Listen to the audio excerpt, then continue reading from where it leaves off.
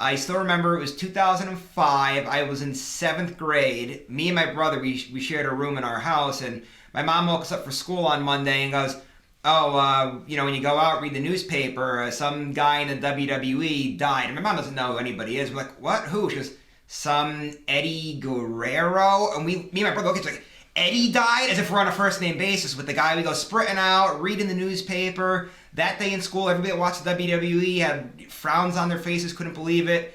Then we tuned into Monday Night Raw, and the tribute that you guys gave him was incredible. I still remember the music video playing with all of his old highlights and the 10 bell count and all of that. Obviously, you were in the arena that day firsthand. Can you just talk about what it was like to be there in that moment, and what really, even as a somber and sad event, is really what I feel is like one of the bigger moments in WWE history?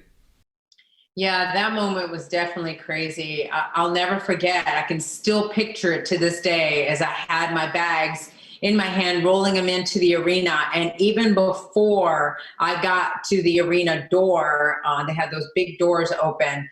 I remember even before I made it in, somebody told me right there, and I just stopped, and I'm like, wait, what? I was so shocked because Eddie was doing so good, and he's such a special guy, and I am so honored I got to work with Eddie, and especially as a Latina, and him being Latino, it was a special bond that he and I had, which is even why I ended up writing a song about him. It's called Live On. You can actually get it on YouTube. It's still up there. And the words, if you listen to the words, it's all about Eddie and how he was really getting his life together, and just the impression that he left on all of us, and his great talent, and how sometimes you just don't understand the reasoning. But his memory, his spirit really does live on to this day.